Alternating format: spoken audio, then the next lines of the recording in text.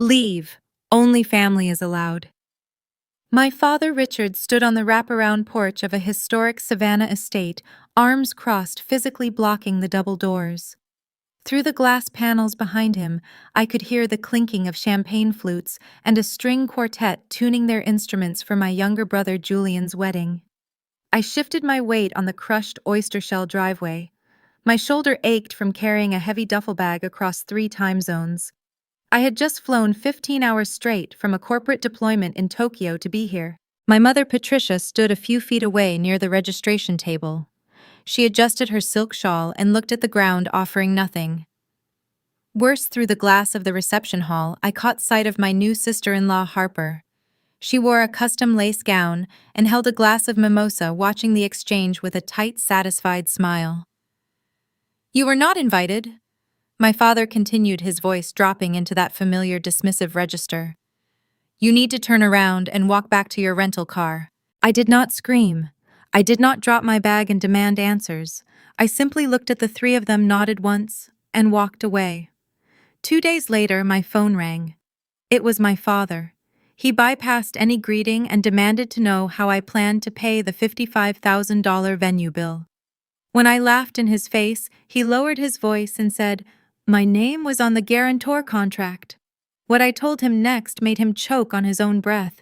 Before we dive into the rest, welcome to Eldenly Stories.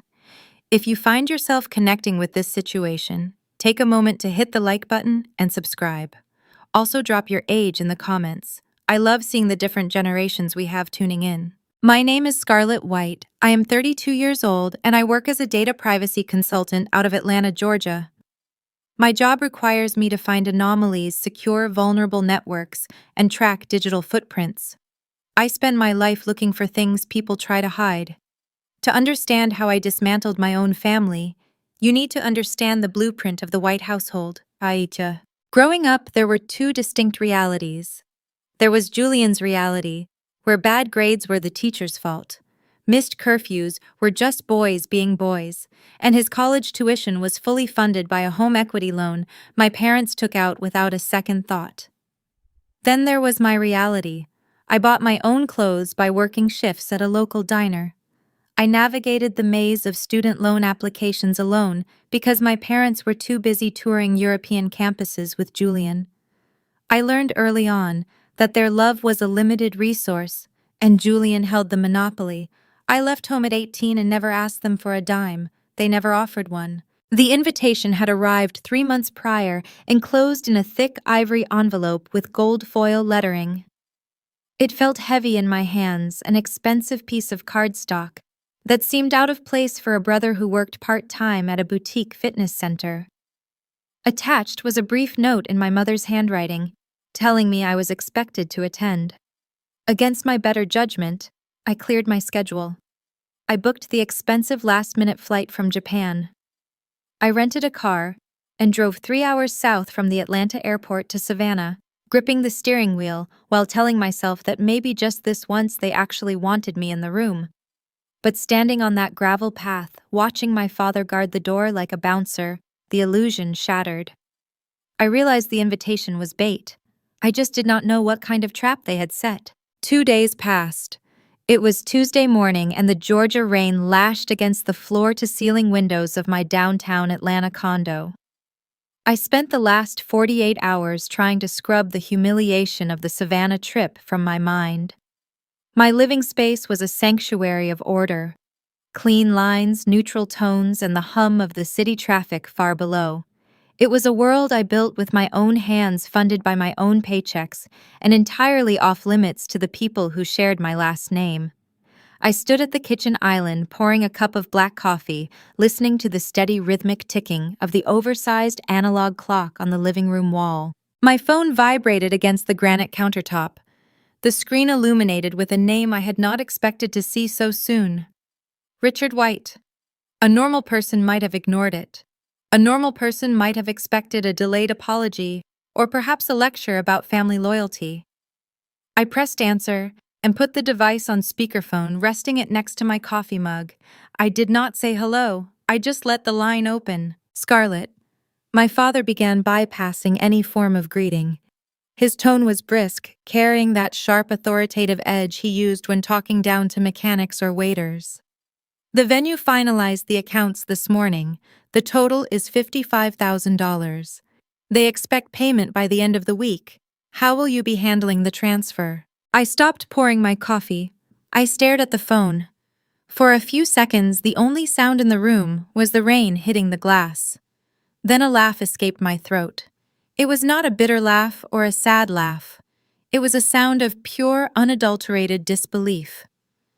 You want me to pay $55,000 for a wedding you threw me out of? I asked, my voice echoing slightly in the open kitchen. Did Julian blow his honeymoon budget and ask you to shake me down? This is not a joke, Richard snapped. The coldness in his voice intensified, dropping the facade of a polite inquiry. Your name is on the guarantor agreement. You are legally responsible for the balance. The venue coordinators are preparing to send the debt to collections if we do not clear this up. I suggest you stop laughing and figure out which account you are drawing the funds from. The air in my condo seemed to freeze. A heavy, ice-cold realization settled deep in the pit of my stomach.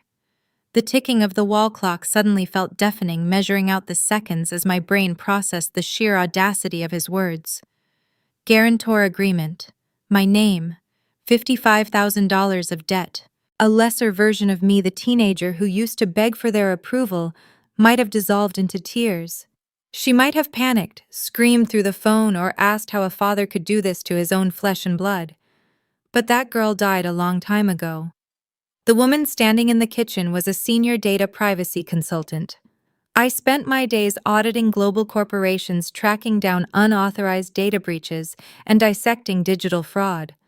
My mind compartmentalized the emotional betrayal and instantly engaged the protocol for a security threat. I leaned over the granite island, bringing my face closer to the microphone. My voice dropped to a flat corporate monotone. Let me make sure I understand you, Richard. You are stating that my legal signature is on a binding financial contract for a luxury estate in Savannah. You agreed to help your brother. He shot back, his voice rising in volume. He was trying to dominate the conversation, a classic intimidation tactic. Do not pretend you forgot the conversation we had last spring. You said you would chip in.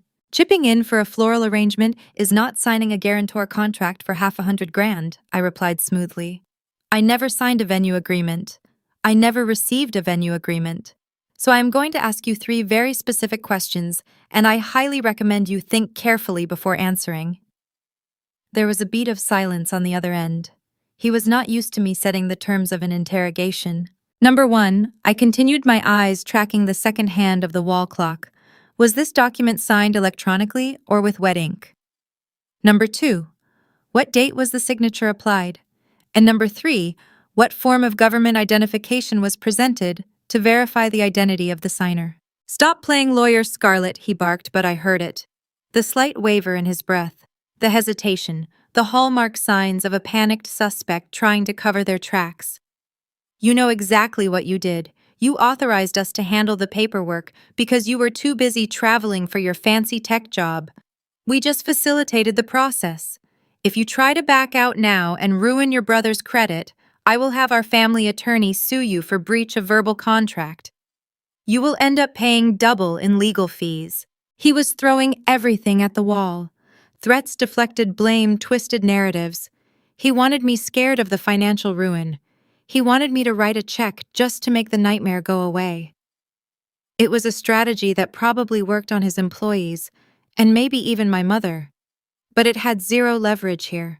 You cannot breach a verbal contract for a real estate rental over $500 in the state of Georgia, I stated, reciting the statute from memory. Furthermore, facilitating a signature without documented power of attorney is a federal offense. I am not discussing this anymore, he shouted. You have until Friday to wire the money. He ended the call. The line went dead. I picked up my coffee, took a slow sip, and walked over to the floor-to-ceiling windows. I looked out over the sprawling Atlanta skyline, watching the cars inch along the wet pavement below. My father thought he had trapped me in a messy family dispute. He thought I would be too ashamed or too frightened of the family blowback to fight a piece of paper. He fundamentally misunderstood the battlefield. This was no longer a story about a scapegoat daughter and a favored son. This was not about toxic parenting or wedding day drama. This was felony identity theft. I traced the edge of my coffee mug, putting the pieces of the timeline together, the strange invitation arriving out of nowhere, the mandate from my mother to show up, the 15-hour flight from Tokyo, and then the climax at the door. Leave. Only family is allowed. A sharp, terrifying clarity washed over me. The rejection at the venue was never about cruelty. It was a tactical maneuver. If I had walked through those double doors, I would have mingled with the guests. I would have eventually crossed paths with the event staff.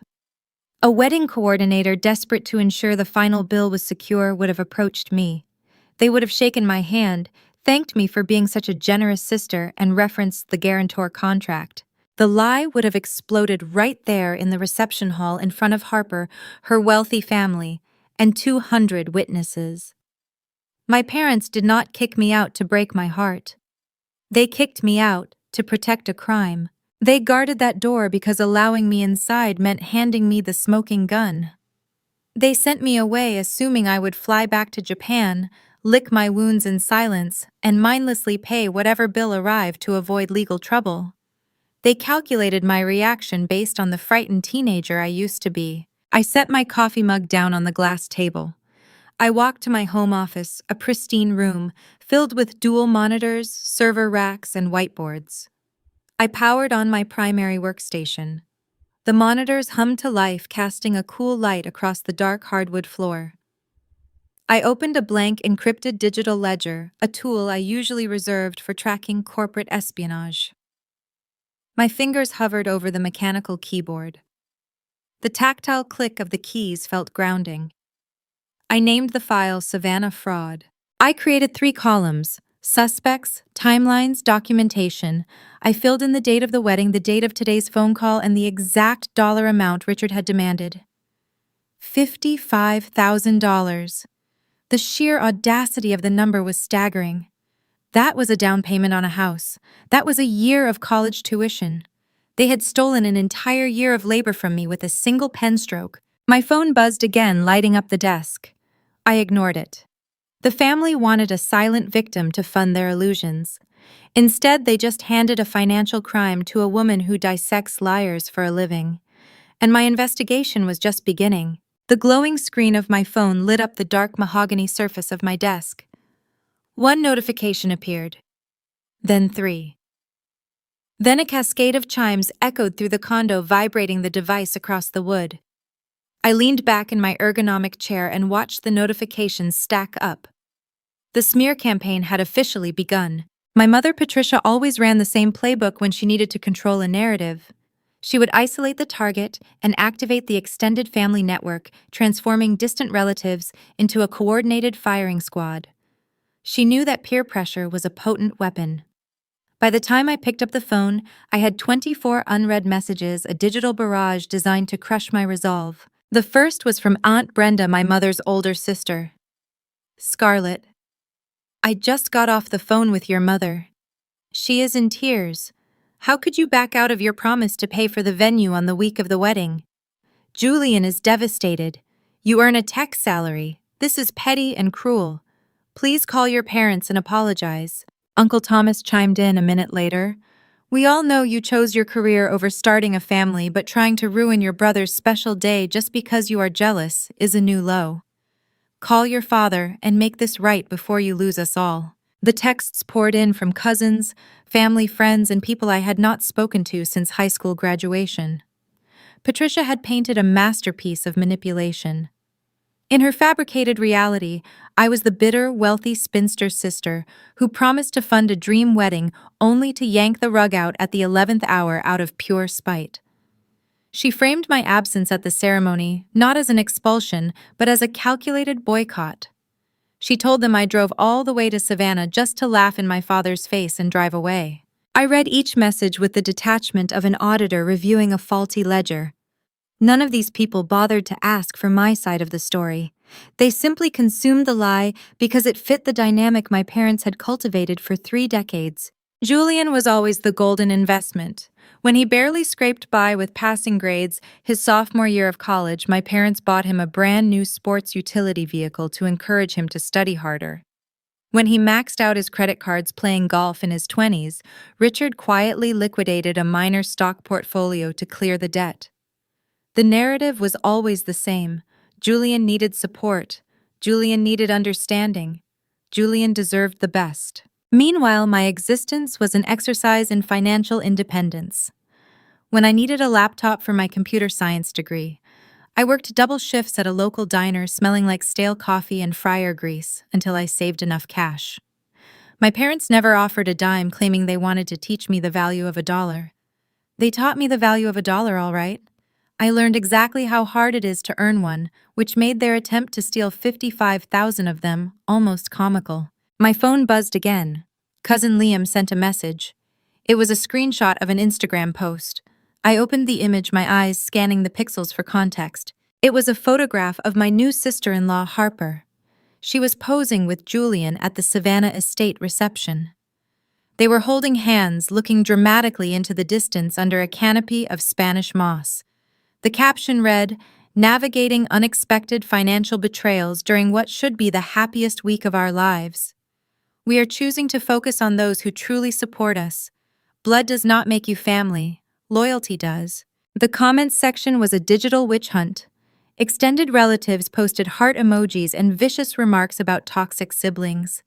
Harper was playing her part beautifully, assuming the role of the distressed bride wronged by the evil sister. A part of me wondered if Harper even knew the truth. Did Julian tell her he was a victim of my supposed cruelty, or did she help him hatch the plan to forge my name?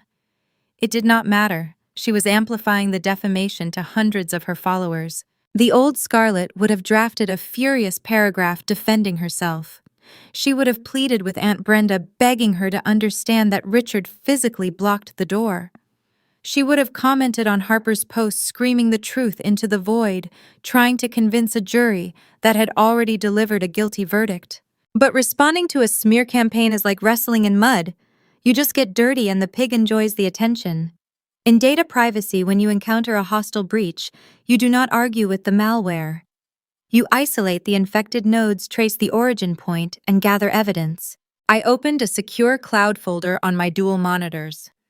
I named the subfolder Defamation and Libel. I took a screenshot of Aunt Brenda's message. Uploaded. I took a screenshot of Uncle Thomas's text. Uploaded.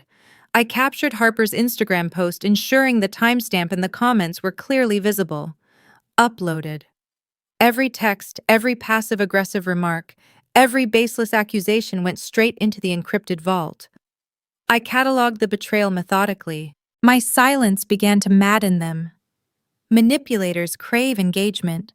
They need you to fight back so they can twist your words, play the victim, and prove you are the unstable one. When you give them nothing, the vacuum drives them crazy. Their control slips. 30 minutes passed without a single response from my end. The texts escalated in hostility. The polite requests for me to apologize morphed into direct insults. Aunt Brenda sent another message. "Ignoring us proves your guilt. You are tearing this family apart over money." Uncle Thomas followed up. "Your grandfather would be ashamed of the cold woman you have become. You are dead to this family." I swiped the notifications away, my pulse steady. The steady ticking of the analog clock on my living room wall anchored me in the present. The family thought they were applying unbearable social pressure. They thought the threat of becoming a pariah would force me to open my bank accounts and wire the funds. They believed their collective disapproval was my greatest fear. They were wrong. My greatest fear was losing the life I built. I survived my 20s eating instant noodles and pulling all-nighters to secure my corporate position. I was not about to let a mob of enablers jeopardize my financial security to fund a floral arrangement and an open bar. I picked up my phone, but I did not reply to a single relative. I let their messages sit on read. Instead, I swiped past the text application and opened my mobile browser. I typed in the name of the historic Savannah plantation. The venue's sleek, mobile-optimized homepage loaded on the screen, showcasing sprawling oak trees and crystal chandeliers. I tapped the contact menu and scrolled past the event inquiry forms. until I found the direct line for the corporate billing and finance department. My parents thought keeping me away from the wedding would keep me away from the staff. They failed to realize that money leaves a paper trail, and paper trails are public record if you know which department to ask. Their entire plan hinged on my compliance and my silence. I dialed the 10-digit number. The phone rang twice before a professional voice greeted me over the receiver. "Thank you for calling the Savannah Heritage Estate Financial Office. This is Melissa speaking. How may I direct your call?" I leaned forward, resting my elbows on the mahogany desk. My voice was calm, authoritative, and stripped of any emotion. "Hello, Melissa. My name is Scarlett White. I am calling regarding a billing discrepancy for the Julian White and Harper wedding that took place this past weekend. I need to speak with whoever manages your guarantor contracts, because I believe your venue has just been the victim of a severe financial fraud." The phone line clicked, connecting me to the Savannah Heritage Estate Financial Office. A professional voice greeted me over the receiver. I maintained the measured cadence I utilized during high-stakes corporate audits. My tone was crisp and devoid of any familial melodrama. "Hello, Melissa. My name is Scarlett White. I am calling regarding the final balance for the Julian White wedding held this past weekend. I understand there is a guarantor agreement associated with this account bearing my name." "Yes, Ms. White," Melissa replied.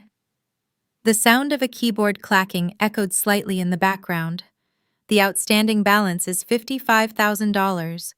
We sent the final invoice to the primary contact email address on file. I did not provide an email address to your establishment, nor did I sign that document," I stated with precise articulation. "I am a data privacy consultant, and I suspect my identifying information was utilized to execute a fraudulent contract. I am formally requesting a copy of the guarantor paperwork." The typing ceased instantly. A heavy pause hung on the line. I could hear the subtle shift in Melissa's breathing as the weight of my words registered. In the hospitality industry, the word fraud acts as an immediate operational siren. "Ma'am, that is a very serious allegation," Melissa said, her voice tightening with understandable caution. "According to our operational records, the guarantor form was finalized and signed in person at our front desk during the rehearsal walkthrough last Thursday afternoon. In person." The words landed like a heavy stone on my mahogany desk. My mind catalogued the implications. This was a crucial piece of evidence.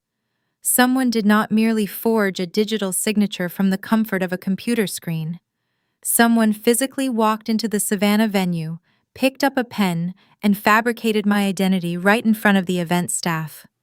The sheer nerve required to execute a face-to-face forgery was staggering. I pictured the rehearsal walkthrough. Richard, Patricia, Julian, and Harper would have been there touring the extensive rose gardens and finalizing the catering menu. One of them stepped away from the group, approached the front desk, and calmly signed a legal document binding me to a 5-figure debt. "Were you the staff member working the reception desk that afternoon?" I asked, keeping my emotions detached from the inquiry. "No, it was our event manager," Melissa explained. "Ms. White, if you are officially alleging identity theft, I must inform you of our corporate policy. Launching a formal fraud investigation means we immediately freeze the account. No further payments can be processed by the primary clients. Furthermore, we will be forced to notify local law enforcement regarding the forged instrument. This situation will escalate very quickly." She was giving me an out. She was offering the standard warning businesses provide to relatives who suddenly experience second thoughts about pressing charges against their own blood. She expected me to backtrack. She anticipated I would say I needed to speak with my brother and figure it out privately. People rarely send their family members to jail. "Freeze the account," I instructed without a single fraction of hesitation. "I am sending an email to your direct department address right now. It contains a high-resolution color scan of my United States passport. You can compare the authentic signature on my government identification against the ink on your desk copy. Let me know when it arrives." I opened my encrypted drive, retrieved the secure file containing my passport scan, and attached it to a blank email. I clicked send. The message vanished into the digital ether. "I have received it," Melissa confirmed a moment later. "Our legal team will review this discrepancy immediately. We will be in touch very soon." "Thank you, Melissa. Please ensure all original physical documents are kept secure. I ended the call and placed the phone face down on the desk. I leaned back in my ergonomic chair. The rain continued to wash over the Atlanta skyline outside my windows. The pieces of the puzzle were aligning perfectly. The smear campaign orchestrated by my mother was designed to shame me into paying quickly before I thought to request the original paperwork. They needed me to write the check out of guilt. Instead, I just locked down the entire financial profile of the wedding. 15 minutes later, my phone vibrated against the desk surface. The screen displayed the name Richard White. He was calling back. The timing was too precise to be a coincidence.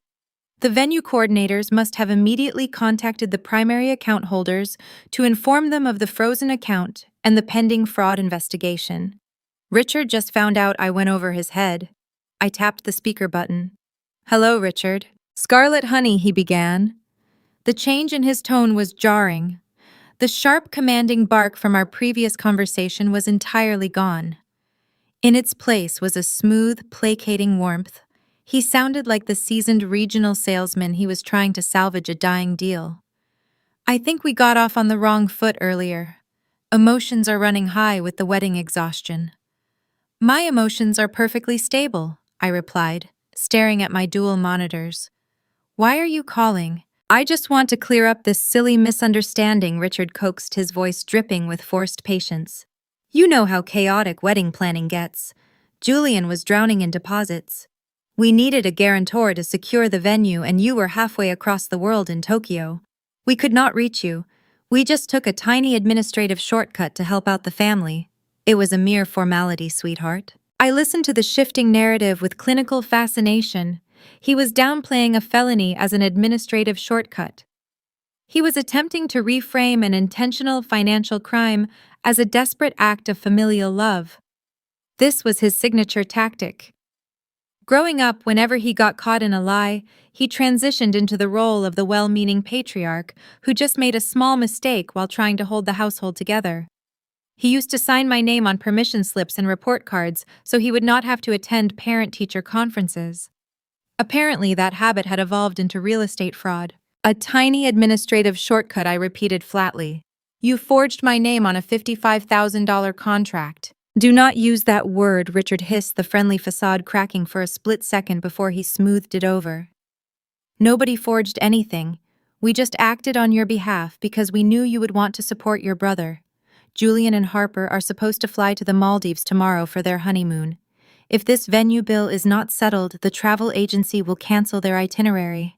You do not want to ruin their trip over a simple paperwork error, do you?" The chilling realization settled into my bones. He was panicking. Beneath the manipulative guilt trip and the weaponized mention of the honeymoon, I heard the subtle, frantic tremor in his breathing. He was terrified. He realized his bullying had failed. He realized the social smear campaign had not broken my resolve. He knew I was digging into the documentation, and he was desperately trying to stop the investigation before the venue scrutinized the handwriting. "I am not ruining anything," I stated, my voice dropping to a cool whisper. "The person who picked up a pen at the Savannah Heritage Estate front desk ruined the honeymoon." "Scarlett, please." Richard pleaded, his voice growing thin. "Just authorize the payment. I will pay you back in installments. I promise. We can handle this internally. Do not involve strangers in our family business." "It stopped being family business the moment you committed identity theft," I answered. "The venue has my passport. The account is frozen. The fraud investigation is active. I highly suggest you stop calling me and spend your time finding a competent defense attorney." I terminated the call. The silence in the condo felt distinct. It was the sound of a carefully constructed house of cards beginning to collapse. My father thought he was playing a game of emotional chess. He did not realize I had just flipped the entire board. Wednesday evening brought a rare moment of stillness to my condo. The storm had finally passed, leaving the city streets slick and glowing under the amber streetlights. I stood by the window watching the traffic patterns when my phone vibrated with a secure text notification. It was not another entry for the defamation folder. The sender was cousin Liam. Liam was the quiet outlier on my mother's side of the family tree. while the rest of the relatives competed for Patricia's approval and marveled at Julian's mediocrity. Liam usually sat at the perimeter of our holiday gatherings, observing the toxic theater with a detached smirk. He worked as an independent software developer, keeping his distance from the inner circle's drama. We rarely spoke, but we shared an unspoken understanding of the household dynamics. His message was brief but loaded with tactical intel. Scarlett, watch your back. Aunt Patricia just invited the entire local family roster to a Sunday brunch at the estate. She claims it is a healing circle to resolve the wedding tension. I overheard her talking to Uncle Thomas. It is a trap. They are bringing everyone together to corner you. They think you will not dare cause a scene in front of the grandparents and the extended network. Stay away. I read the text twice. A healing circle. My mother had an incredible talent for dressing up an ambush in the language of therapy. The strategy was transparent. Patricia and Richard recognized their private intimidation tactics were failing. The fraud investigation at the venue was ticking like a time bomb. Their desperate pivot was to leverage public humiliation. They planned to place me in the center of a crowded dining room, surround me with judgmental aunts and disappointed uncles, and apply overwhelming social pressure until I broke down and agreed to clear the debt. I replied to Liam with 2 words. Thank you. I needed a sounding board to verify my next maneuver. Thursday morning, I walked 3 blocks from my office building to an upscale cafe in Buckhead. I took a seat in a secluded corner booth and ordered black tea. 10 minutes later, Evelyn slid into the leather bench across from me. Evelyn was a senior paralegal at one of Atlanta's top-tier corporate defense firms. We crossed paths 3 years ago when her firm hired my tech agency to audit their confidential client databases. Evelyn wore sharp, tailored suits, possessed a mind like a steel trap, and evaluated human behavior purely through the lens of liability and risk management. She ordered an espresso, took out a slim leather notebook, and looked at me. You did not call me out here to discuss database encryption, Evelyn stated, stirring her drink with a tiny silver spoon. You have that look in your eye. Who crossed the line? I laid out the entire sequence of events.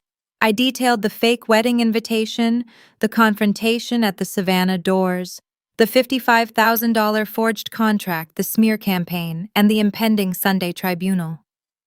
I spoke clinically, presenting the facts without a shred of emotional embellishment. Evelyn stopped stirring. She leaned back against the leather cushion, her dark eyes scanning my face as she processed the sheer magnitude of the betrayal. Her professional predatory instinct woke up. Forgery in the state of Georgia is a severe felony, Evelyn explained, keeping her voice low and even. First-degree forgery involves uttering or delivering a fabricated financial document. If your family walked up to that venue coordinator and handed over a contract with your falsified signature, they did not just make a poor parenting choice. They committed a state crime punishable by 1 to 10 years in prison. The fact that they locked you out of the event to conceal the act demonstrates premeditation. I nodded, digesting the legal reality. Now they are hosting a Sunday brunch to pressure me into validating the debt. Liam warned me to stay away. I am trying to decide if I should just ignore the invitation and let the venue's legal department hunt them down. Evelyn took a slow sip of her espresso. She set the cup down and smiled, a sharp, dangerous expression. Do not dodge the brunch. You attend that event. I raised an eyebrow. You want me to walk into a firing squad. I want you to hand them the shovels and watch them dig, Evelyn corrected. Your parents thrive on operating in the shadows. They control the narrative because they only tell half the story to their audience. If you stay home, they will spend 3 hours playing the victims, convincing 20 relatives that you are a heartless monster. They will solidify their lie. You need to go. You let them talk. You let them build a towering structure of deceit right in front of the grandparents. You let them back themselves into a corner. And then you drop the evidence on the table. Documents do not care about feelings, Scarlett. Paperwork destroys gaslighting every single time. Her advice resonated perfectly with my analytical nature.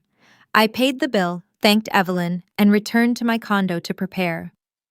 Friday and Saturday were consumed by quiet, methodical preparation.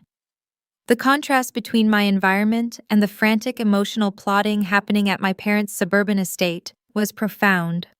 I did not shed a single tear. I did not engage with the continued barrage of hostile text messages. I treated the upcoming confrontation like a hostile corporate audit. I booted up my home server.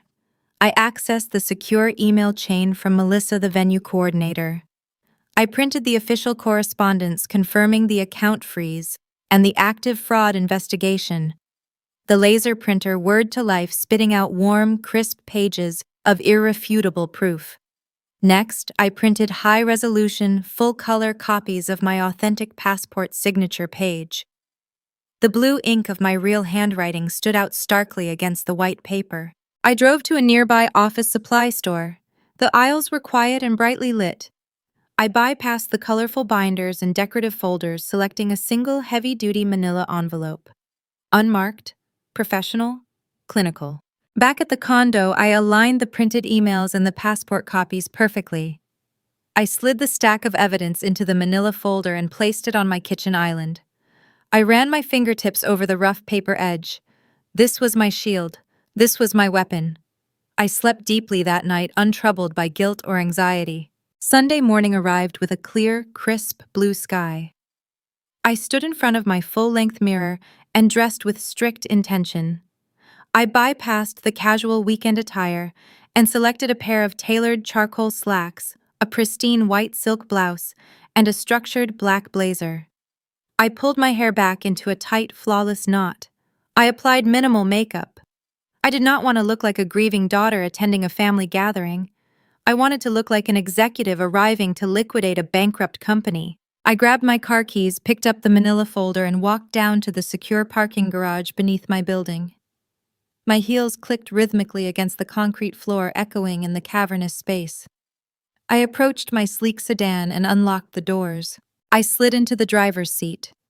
The leather was cool against my skin. I reached over and placed the unmarked manila folder onto the passenger seat. It sat there thick with consequence, waiting to be unleashed. I pushed the ignition button. The engine purred to life, a low, steady growl that matched my internal frequency. I shifted the car into drive and pulled out into the morning sunlight, heading north toward the sprawling suburbs. The trap was set, but my family had no idea who was actually holding the snare. I sat in the driver's seat of my sedan, the engine remaining off. The subterranean parking garage was quiet, filled only with the faint hum of the building ventilation system. I reached for the gear shift, ready to begin the drive toward the suburbs. My smartphone vibrated against the leather center console. A single new email notification illuminated the screen. The sender address displayed the Savannah Heritage Estate Legal Department. I paused. The timing was impeccable. I reached into my structured tote bag and retrieved my laptop, setting it carefully across my lap.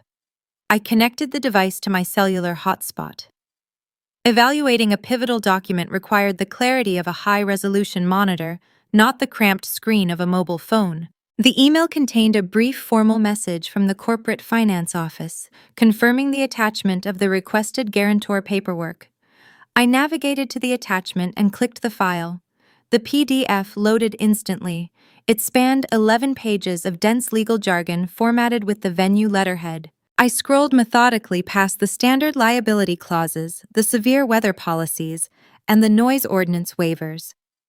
My eyes tracked the itemized expenses. $10,000 allocated for imported white floral arrangements. $8,000 designated for a premium open bar. $6,000 for an upgraded string quartet. The sheer entitlement radiating from the itemized receipt was staggering. Julian and his new bride planned a coronation, expecting an unwilling sponsor to foot the exorbitant bill without a whisper of consent. I reached the final page, the guarantor authorization section. There was my printed name, Scarlett White, typed neatly on the primary line.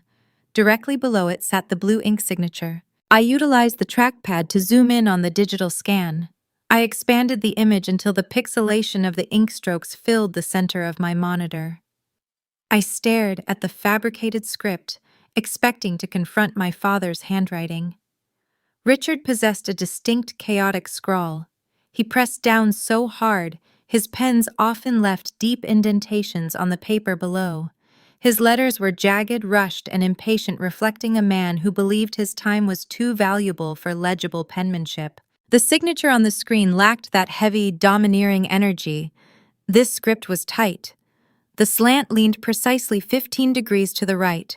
The loop on the letter S was small and pinched at the top. The cross on the T was perfectly horizontal, stopping exactly at the edge of the vertical line. A cold wave of recognition washed over me. I knew this handwriting intimately. I had seen it on countless unearned birthday cards, hastily scribbled college application drafts that I was forced to edit, and borrowed notebooks left scattered around our childhood home. It was Julian. My younger brother did not merely benefit from a misguided parental scheme to cover his wedding expenses. Julian picked up the pen. Julian committed the felony. Julian stood at the reception desk and Savannah looked the event manager in the eye and stole my identity to secure the luxury venue his demanding bride required. The landscape of the betrayal shifted dramatically beneath my feet, reassembling into a much darker, far more sinister picture. Richard did not forge the document. Richard was acting as the shield. My father physically blocked the venue doors in Savannah, not to protect himself from financial embarrassment, but to protect his golden son from a criminal charge. The parents were willing to sacrifice their daughter's financial stability, credit score, and mental peace just to keep their precious boy out of a state penitentiary. Then I considered Harper, the picture-perfect bride posting passive-aggressive quotes on social media. I replayed her smug expression behind the glass doors during my brief visit to the estate. A new theory crystallized in my mind. Harper demanded a royal wedding, expecting the wealthy lifestyle Julian projected during their courtship. Julian, terrified of losing the image-obsessed woman he pursued, panicked when his limited funds dried up. He forged my name to keep the charade alive. Harper likely believed Julian's fabricated stories about my supposed immense generosity. She might not even know her flawless new husband carried a secret $55,000 debt secured by a state crime. The stoicism I maintained all week hardened into something far more dangerous. This was no longer just a case of parental overreach. This was a calculated, cowardly sibling crime masked by parental complicity. Julian threw me under the bus to buy a party. He let our parents do the dirty work of exiling me while he smiled for the cameras and drank expensive champagne. I closed the laptop. I unbuckled my seatbelt, grabbed my keys, and took the elevator back up to my condo. I walked straight to my home office. I sent the PDF to my laser printer. The machine whirred, delivering the 11 pages into the output tray. The crisp white sheets felt heavy and warm in my hands. I took the fresh printout and placed it directly behind my passport scan inside the unmarked manila envelope. The trap I prepared was already potent. With this new piece of evidence, it became an instrument of total destruction.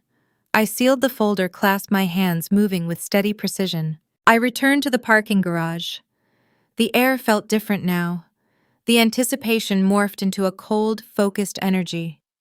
I placed the reinforced folder onto the passenger seat of my sedan. I pushed the ignition button. The engine roared to life, echoing off the concrete walls. I shifted into gear and drove up the ramp, emerging into the bright Sunday morning light. The drive to the northern suburbs would take 45 minutes. I merged onto the highway, watching the dense city skyline fade into sprawling green subdivisions. 45 minutes for my parents to arrange the quiche, pour the mimosas, and rehearse their victim routines. 45 minutes for Julian to practice looking innocent while his new wife preened for the extended family. They had assembled the entire local roster to watch me break. They built a stage for my execution, assuming the weight of their collective judgment would force me to surrender my savings.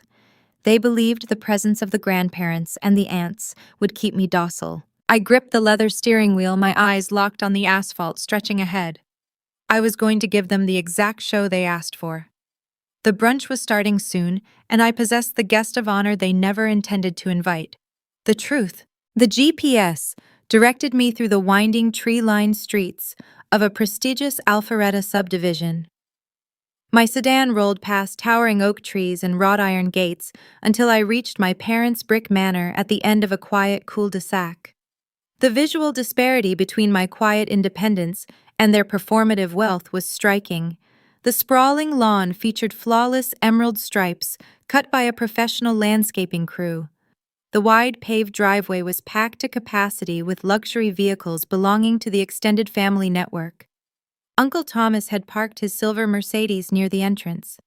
Aunt Brenda occupied a shaded spot with her pristine Lexus SUV. The financial privilege on display was staggering, yet I was the one summoned to foot a $55,000 wedding bill. I parked my vehicle along the curb, grabbed my structured tote bag, and walked up the front path. I did not bother ringing the doorbell or knocking. I grasped the heavy brass handle, pushed the oak front door open, and stepped directly into the grand foyer. The familiar scent of baked pastries, fresh citrus, and expensive floral perfumes filled the air. Voices drifted from the formal dining room down the hall, a low, steady murmur of coordinated gossip. As my heels clicked rhythmically against the imported marble tile, the chatter abruptly died. The silence that followed was heavy and deliberate. I stepped through the wide arched doorway. 15 faces turned simultaneously to watch my arrival. They were gathered around the extended mahogany dining table, a grand piece of furniture my parents purchased explicitly for hosting these tribal tribunals. Crystal mimosa flutes caught the morning sunlight filtering through the bay windows. Silver platters held untouched slices of spinach quiche, smoked salmon, and fresh fruit. The atmosphere in the room was thick with rehearsed tension. It was a carefully prepared stage, and I was the designated sacrifice. Aunt Brenda sat near the window, sipping her orange beverage with a tight, superior smirk. Uncle Thomas leaned back in his upholstered chair with his arms crossed, projecting an aura of silent disappointment. Cousin Liam was stationed near the kitchen boundary. His face remained neutral, but he offered me a barely perceptible nod of solidarity. There was an empty chair positioned near the foot of the table, deliberately placed to make me feel small and isolated. I ignored it. I remained standing near the entryway, maintaining a distinct physical boundary between my reality and their crafted illusion. My mother initiated the performance before anyone else could utter a word. Patricia sat near a towering centerpiece of fresh white hydrangeas, holding a linen napkin to her cheek. She dabbed at her dry eyes, exhaling a shaky breath, designed to garner immediate sympathy from the captive audience. Scarlett. "I am so glad you decided to show up," Patricia murmured, infusing her tone with a tragic, fragile relief. "We have all been so worried about you. This past week has been a nightmare for your brother. Family must support family during times of crisis. We just want to heal this rift and move forward in peace." I watched her act with a detached fascination. Patricia viewed motherhood as a public relations campaign. She always prioritized appearances over truth-painting herself as the long-suffering matriarch, desperately trying to hold her fractured brood together.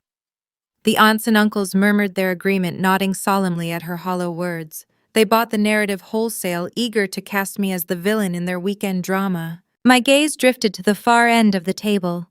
Julian and Harper sat shoulder to shoulder, playing the part of the perfect newlyweds, enduring a sudden, unfair hardship. Harper wore a crisp pastel sundress, her posture rigid and defensive. She held her crystal glass, taking small sips, surveying me like a trespasser who had ruined her flawless week. Julian, however, presented a starkly different portrait. My younger brother refused to lift his chin. He stared intensely at the intricate wood grain of the table, his shoulders hunched. A fine sheen of sweat coated his forehead, and his right leg bounced nervously under the mahogany surface. The golden child knew the exact depth of his crime, and my quiet, unblinking presence terrified him. Richard rose from his seat at the head of the table. He smoothed the lapels of his expensive golf shirt, assuming his designated role as the authoritative, disappointed patriarch. He cleared his throat, ensuring every eye in the room focused on his dominance. "We are not here to argue," Richard announced, his voice echoing in the spacious dining room. "We are here to resolve a commitment. You made a promise to your brother. You agreed to help him secure the venue for his special day. Backing out at the last minute and threatening to derail their honeymoon is petty. It is beneath you, Scarlett. You have a successful career. You live in a luxury downtown condo. Squeezing your own blood over a financial technicality is unacceptable. I remained perfectly still. I kept my face expressionless, my hands resting lightly on the leather straps of my tote bag. In data security, when you detect a hostile intrusion on a network, you do not immediately shut down the servers. You let the malware run its script in a contained environment so you can study its behavior and trace its origin. I treated my family with the same protocol. I let them run their script. I allowed them to stack lie upon lie, building a towering monument of deceit in front of 15 attentive witnesses. Aunt Brenda took my silence as a sign of weakness. "You need to apologize to Harper," Brenda chimed in, her voice dripping with condescension. "That poor girl has been stressed out of her mind because of your selfishness." Uncle Thomas added his weight to the verbal assault. "Do the right thing, Scarlett. Write the check and we can put this ugly chapter behind us. Stop playing the victim." The pacing of their attack was deliberate. They were giving each other turns to strike, feeding off the collective energy of the room. Their arrogance swelled, filling every corner of the estate. They genuinely believed their coordinated shaming was working. They thought my lack of a frantic verbal defense meant I was cracking under the social pressure. They miscalculated the critical difference between emotional surrender and strategic patience. Richard leaned forward, placing his palms flat on the mahogany surface. He dropped the diplomatic facade, his tone hardening into an unyielding command. "The venue coordinators are demanding the wire transfer by tomorrow morning. Julian and Harper leave for the Maldives on Tuesday. You are going to open your banking application right now and you are going to clear the balance. If you walk out that door without paying the $55,000, you are no longer a part of this family." The threat of banishment hung heavy in the air. For 32 years, that exact threat had governed my actions. It forced me to tolerate disrespect, fund my own existence, and swallow my pride just to secure a seat at their holiday table. But standing there listening to the man who helped frame me for a felony, the threat felt incredibly hollow. I looked at Richard. I looked at Patricia. Finally, I locked eyes with Julian, forcing him to look up from the table. The sheer panic radiating from his pale face was palpable. I reached into my structured tote bag. I grasped the zipper, pulling it open with a sharp metallic hiss that sliced through the quiet room. I retrieved the unmarked manila folder. I took 3 deliberate steps forward, closing the distance to the edge of the dining table. I did not raise my voice. I did not shed a single tear. I simply raised my hand and let the heavy envelope fall. It hit the polished mahogany with a resounding thud, cutting the rehearsed tension in the room with the precision of a surgical blade. The echo of the heavy envelope striking the polished wood silenced the room instantly. The collective breath of 15 people snagged in their throats. The clinking of crystal flutes ceased. The smug expressions adorning the faces of my extended relatives froze, replaced by cautious curiosity. I did not glare at them. I did not raise my voice to match the theatrical pitch my parents established. I maintained a flat corporate tone, the exact cadence I utilized when presenting evidence of a critical data breach to a board of directors. The execution phase had officially commenced. "You all gathered here today to discuss a commitment." I began, keeping my gaze level and my posture perfectly straight. "You spent the past week sending me messages regarding a promise I supposedly made. You accused me of financial abandonment. You accused me of jealousy. You allowed Richard and Patricia to narrate a story where I am the villain attempting to ruin a sacred family milestone. I am not here to argue with that story. I am here to correct the documentation." I unclasped the metal prongs of the envelope. The crisp rustle of paper sounded remarkably loud in the stagnant air of the dining room. I reached inside and extracted the 11-page venue agreement. I flipped directly to the final sheet, holding it up briefly before sliding it down the length of the mahogany table. It came to a halt right in front of the floral centerpiece, directly in the line of sight of Uncle Thomas and Aunt Brenda. "This is the guarantor contract from the Savannah Heritage Estate," I stated clearly. "As you can see, it bears a printed name and a signature authorizing a $55,000 debt for the wedding held last weekend. According to the people sitting at the head of this table, This document represents my binding legal consent to foot the bill. I reached into my structured tote bag a second time and pulled out my United States passport. I opened the navy blue booklet to the laminated identification page. I walked 2 steps forward and placed the open passport directly beside the venue contract. "This is the contract you say I signed," I announced, gesturing to the printed pages. "And this is my legal signature." The physical discrepancy did not require a forensic expert to decipher. It was glaring, undeniable, and immediate. The ink on the venue paperwork featured a tight-pinched script with a distinct rightward slant. The signature inside the government-issued passport was sweeping fluid and notably sloped to the left, a byproduct of my left-handed writing style. Uncle Thomas leaned forward, his brow furrowing deep in concentration. He squinted at the 2 documents lying side by side. Aunt Brenda set her mimosa glass down on the table with a sharp clink, her eyes darting between the fabricated ink and the authentic blue script. The quiet murmur of realization began to ripple down the sides of the table. Cousins exchanged bewildered glances. The narrative they had been fed all week was fracturing right in front of their eyes. Richard recognized the shift in the room. The patriarchal authority he wore like a tailored suit began to unravel. The color drained from his face, leaving his complexion an ashen gray. He scrambled to reclaim the high ground, his voice losing its booming confidence and dipping into a frantic, stammering rhythm.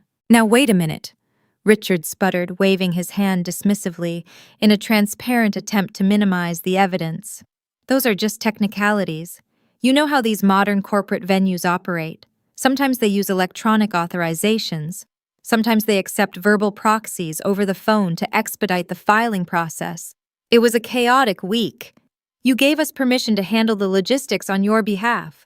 You cannot walk in here and play games with handwriting samples when you gave us your word." He was drowning, reaching for any corporate buzzword he could recall to confuse the spectators. He hoped the extended family would accept the excuse of administrative confusion. I did not let him finish his desperate pivot. I reached into the envelope one last time and withdrew the printed email correspondence from the corporate billing department. "I am afraid the venue coordinators disagree with your theory regarding electronic proxies," I replied, sliding the printed email across the wood to rest on top of the forged contract. "This is a direct communication from Melissa, the financial manager at the Savannah estate. I requested clarification on how this specific document was processed. I suggest you read the second paragraph aloud for the group." Uncle Thomas picked up the email. He adjusted his reading glasses, his eyes scanning the crisp, laser-printed text. His voice, usually so full of pompous certainty, wavered as he read the words to the silent room. "According to our operational records, the guarantor form was finalized and signed in person at our front desk during the rehearsal walkthrough last Thursday afternoon." Thomas slowly lowered the paper. He turned his head, staring at Richard with a mixture of profound shock and rising disgust. "In person." The phrase hung over the dining table, a heavy anchor, dragging my parents' carefully constructed illusion down to the depths. The minor conflict regarding my supposed selfishness evaporated instantly, replaced by the undeniable reality of a severe criminal act. The social dynamic inverted in a matter of seconds. The aunts and uncles who had spent the past 3 days sending me vicious, judgmental text messages suddenly shrank into their upholstered chairs. The smugness melted from Aunt Brenda's features, replaced by the pale, rigid realization that she had been weaponized. Patricia had used them as attack dogs to enforce a lie. They had berated their own niece for refusing to pay a debt that was stolen from her. The shame radiating from the extended relatives was palpable. They stopped looking at me and started staring at the true architects of the fraud. Patricia realized the mob had turned. Her pristine public relations campaign was in ashes. With her back against the wall, she deployed her final, most desperate tactic.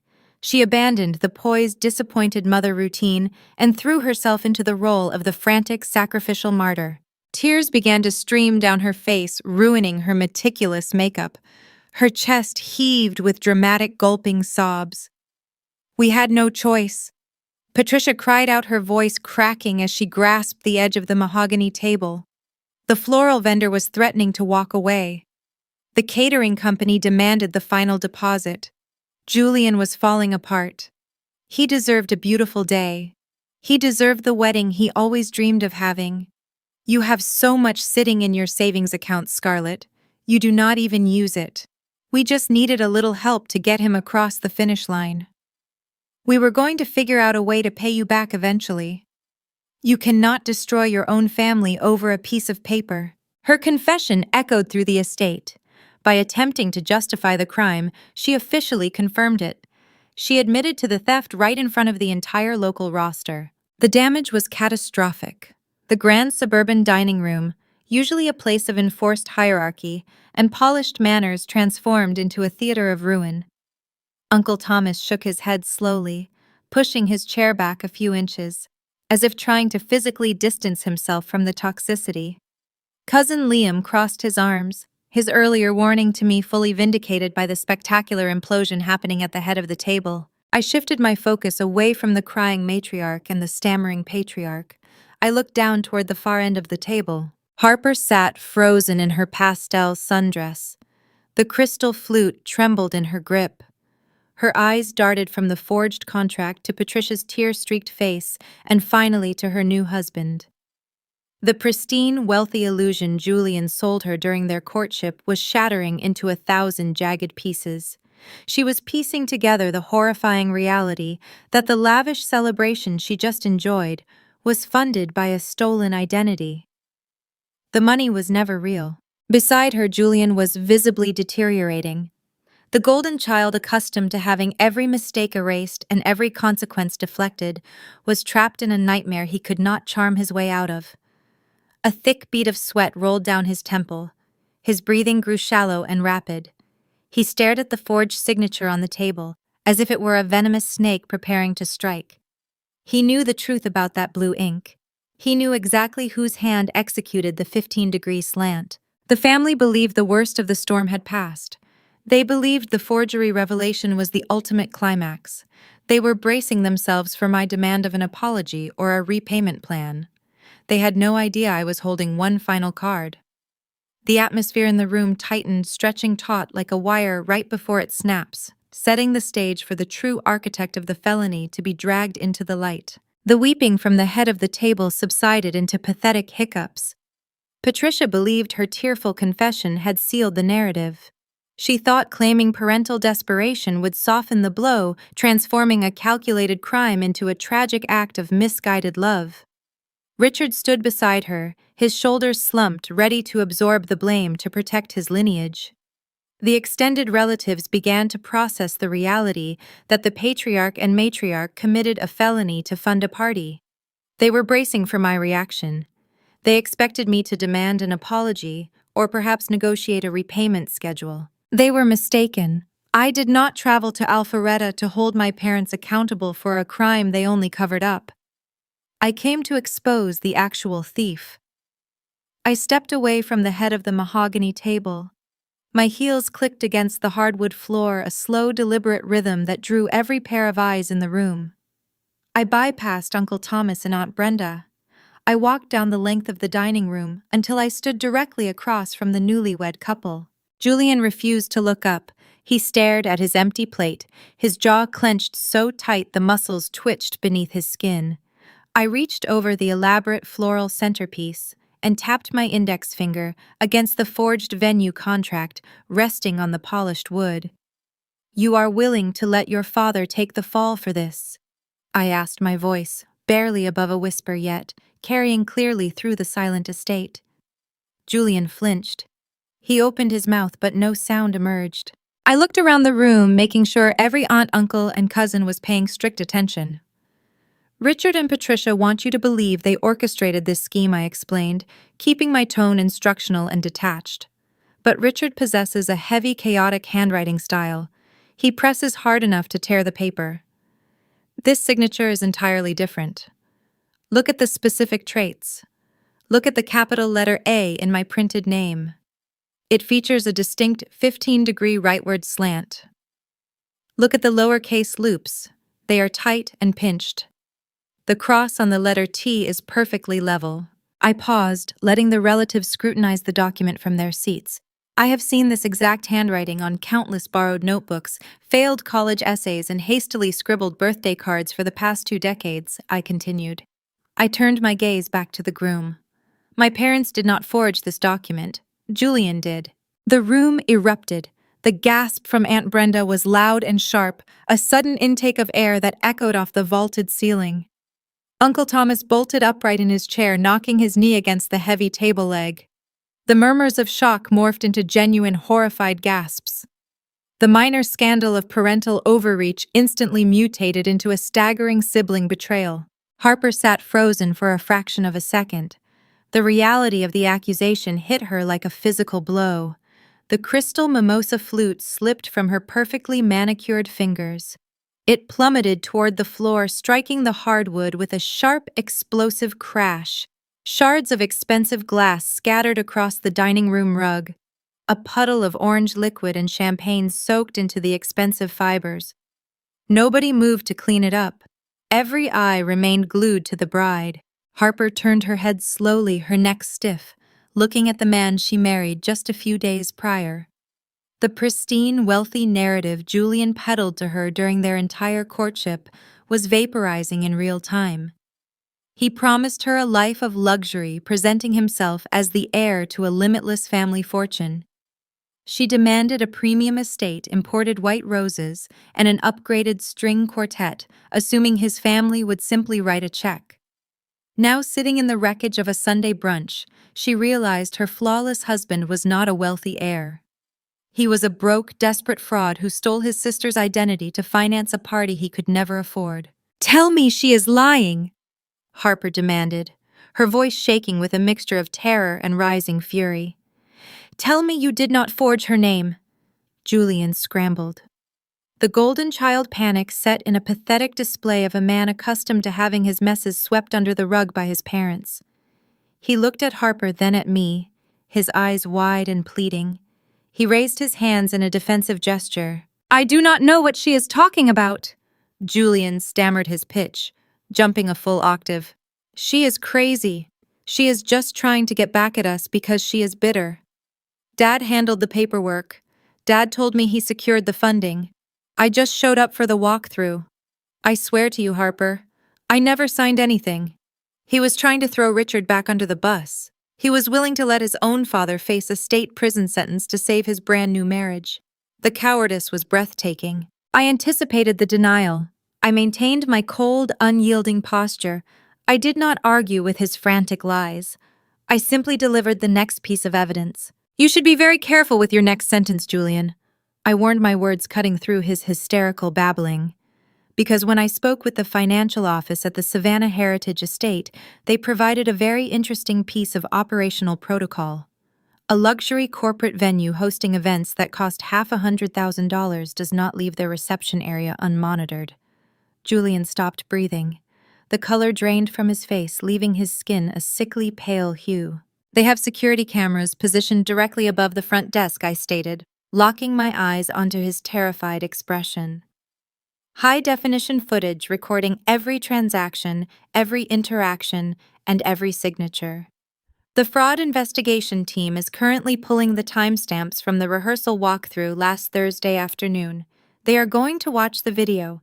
They are going to see exactly who walked up to that counter, picked up the pen, and committed a felony. The bluff was flawless, grounded entirely in the logical operations of a modern business.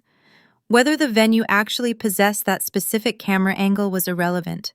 The mere threat of recorded visual evidence was the final strike. Julian collapsed inward. The fight drained out of him.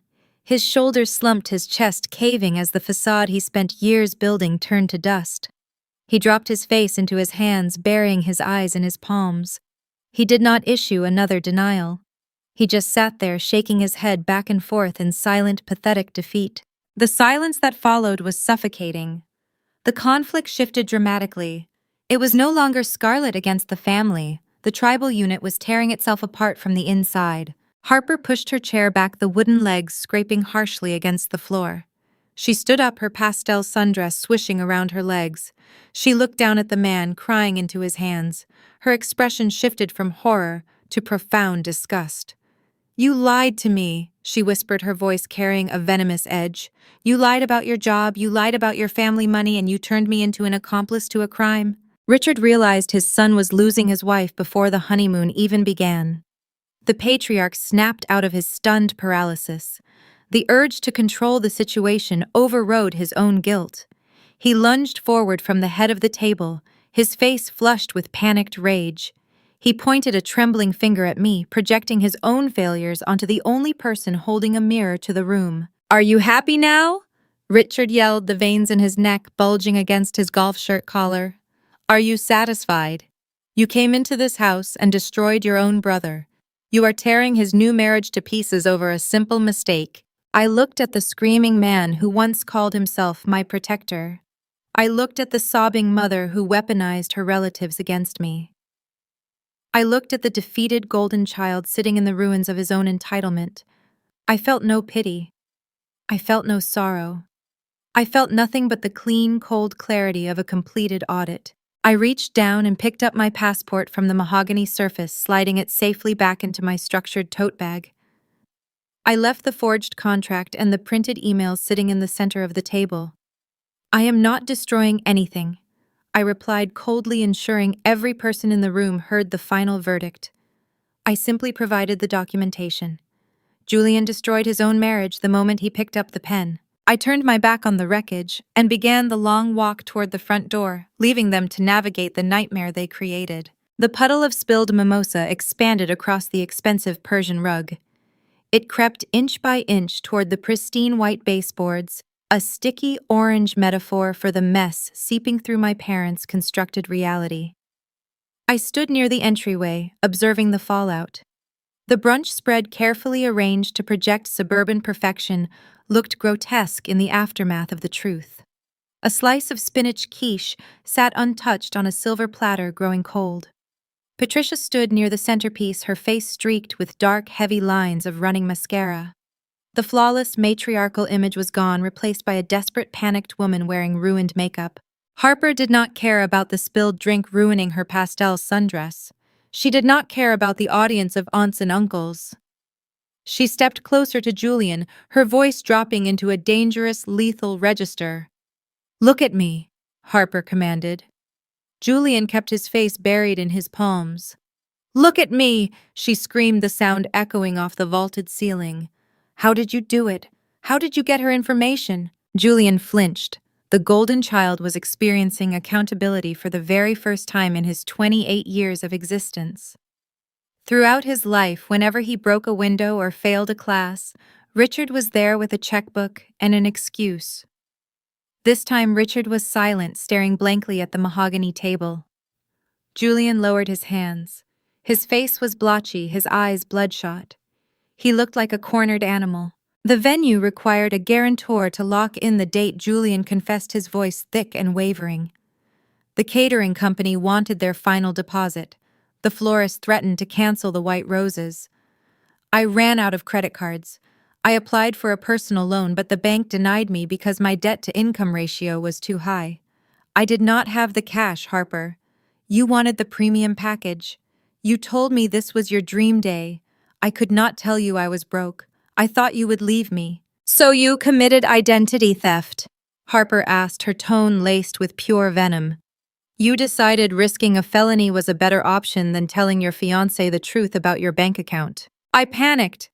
Julian whimpered, turning his desperate gaze toward Patricia for rescue. Mom and Dad said they could not liquidate any more retirement funds without taking a severe penalty. But they remembered Scarlett kept an old filing cabinet in her childhood bedroom, the one she used before she moved into her downtown condo. A collective gasp rippled through the extended relatives. Aunt Brenda covered her mouth with her hand. Julian continued his confession, spilling out like water from a ruptured pipe. We went through her old tax documents. I found a copy of her W-2 from 5 years ago. It had her social security number, her legal name, and her previous billing address. I took a picture of it with my phone. When we went to the Savannah Heritage Estate for the rehearsal walkthrough, I waited until the event manager was distracted with the seating chart. I walked up to the reception desk, filled out the guarantor form using Scarlett credentials, and signed her name. I thought I could secure a bonus at work next quarter and pay off the venue before they ever contacted her. Uncle Thomas stood up from his upholstered chair. His face was pale, his expression twisted with profound horror. "You raided her childhood bedroom for tax documents," Thomas asked, directing his disbelief toward Richard. "You let your son steal her social security number from your own home." Richard opened his mouth to defend himself, but no words materialized. The truth was indefensible. Aunt Brenda connected the final horrifying dot. The wedding day, Brenda whispered, looking at Patricia with wide, terrified eyes. Scarlett flew 15 hours from Tokyo. She arrived at the estate with her luggage. You stopped her at the door.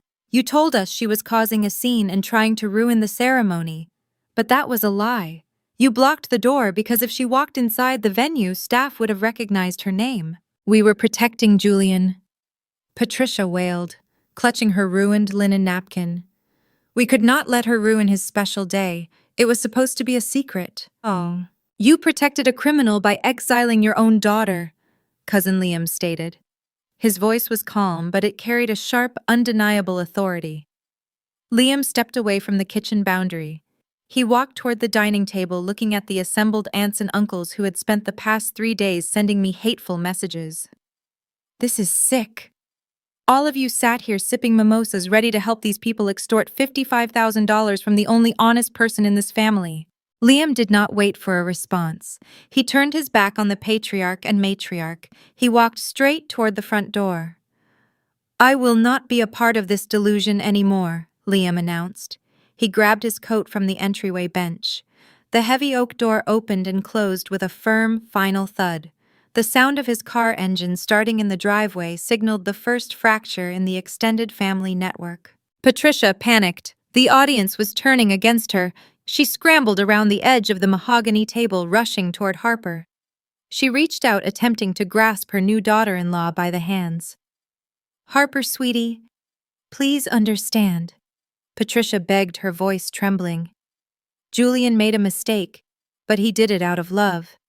He wanted to give you the world. We will figure out the money. We will fix this. You two are a team now." Harper snatched her hands away as if Patricia were contagious.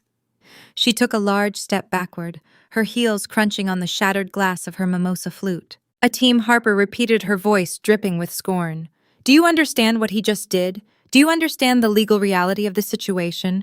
We are legally married. That means his financial liabilities are now tied to my future. He owes $55,000 to a luxury venue that is currently investigating him for a state felony." Harper looked at Julian, her eyes filled with cold, calculating realization. "If the venue pursues criminal charges, I am married to a fraudster. We cannot buy a house. We cannot secure a mortgage. The honeymoon is dead, Julian. You bought a party with stolen money and you expect me to stick around and pay the interest." Julian reached for her, his face streaked with tears. "Harper, please, I love you." "Do not touch me," Harper warned, her voice slicing through the air. She turned her back on her weeping husband. She did not say another word to Patricia or Richard. She simply gathered her designer purse from the nearby armchair and marched out of the dining room. Her rapid footsteps echoed through the grand foyer, followed by the sound of the front door slamming shut. The wreckage was total. The golden child was abandoned by his bride. The matriarch was sobbing over a ruined brunch spread. The patriarch stood paralyzed, stripped of his authority. The extended relatives sat in stunned silence, grappling with their own complicity in the smear campaign. I observed the destruction with a steady, unbothered pulse. I did not need to scream, cry, or hurl insults to achieve vindication. The truth accomplished the task far more effectively than any emotional outburst ever could. I walked back to the edge of the mahogany table. I reached forward and gathered the printed email correspondence. I left the copy of the forged contract resting next to the floral centerpiece, a permanent reminder of their failure. I slid the emails back into my unmarked manila folder and secured the metal clasp. I addressed the silent room one final time. I reported the unauthorized signature to the financial office at the Savannah Heritage Estate. I stated my corporate tone echoing in the stillness. The account is frozen. The debt is no longer my problem. Richard looked up, a glimmer of desperate hope flashing in his bloodshot eyes. "You dropped the investigation." "I did not drop anything," I corrected, crushing that fleeting hope instantly. "I informed the corporate coordinators that I will not personally press criminal charges. I am removing myself from this toxic equation entirely. However, the venue is a corporate entity holding a $55,000 deficit. They operate under strict financial protocols. The decision to involve local law enforcement and pursue felony fraud charges is now entirely up to their legal department. Good luck." I turned around, my heels clicking against the marble tile of the foyer. I opened the heavy oak door and stepped out into the crisp Sunday morning air. I walked down the paved driveway toward my sedan, leaving the Alpharetta estate behind me. Wednesday morning arrived with the steady rhythm of a typical corporate workday. I sat at my desk on the 22nd floor of my Atlanta tech firm, observing the sprawling metropolis through tinted glass. The morning traffic formed rivers of red and white lights along the interstate below. Inside my office, the environment was perfectly controlled. The ambient temperature remained cool, and the servers down the hall emitted a faint, comforting hum. 3 days had passed since the Sunday brunch in Alpharetta. The silence from my relatives remained unbroken, a stark contrast to the frantic text messages they had sent the previous week. I focused my attention on a complex security audit for a healthcare client, analyzing lines of code for potential vulnerabilities. At exactly 10:15, a new notification pinged on my secondary monitor. The sender address belonged to the legal division of the Savannah Heritage Estate. I paused my audit software and opened the secure message. The subject line read, "Official determination regarding event guarantor contract." I leaned back in my ergonomic chair and began to read the contents. The wording was devoid of any hospitality charm. It was a sterile, precise communication drafted by corporate attorneys whose sole objective was protecting their financial assets. "Dear Ms. White," the email began. "Following a comprehensive review of the documentation provided alongside our internal security footage and formal signature verification protocols, our legal department has reached a conclusive determination. The guarantor agreement dated last Thursday is hereby voided in its entirety. The signature on the document does not match your authentic government identification, and visual evidence confirms you were not present during the signing execution." I took a slow sip of my green tea, savoring the taste of empirical vindication. The next paragraph delivered the fatal blow to my brother. "Consequently, all financial liability for the outstanding $55,000 balance reverts immediately to the primary contract holder, Julian White. Due to the fraudulent nature of the initial guarantor submission, our venue requires payment in full within 30 calendar days. Failure to remit the total amount by this deadline will result in our legal team transferring the file to the local authorities for criminal prosecution regarding first-degree forgery and identity theft. We consider your involvement in this matter officially closed." I moved my mouse cursor over the attached PDF containing the formal letterhead declaration.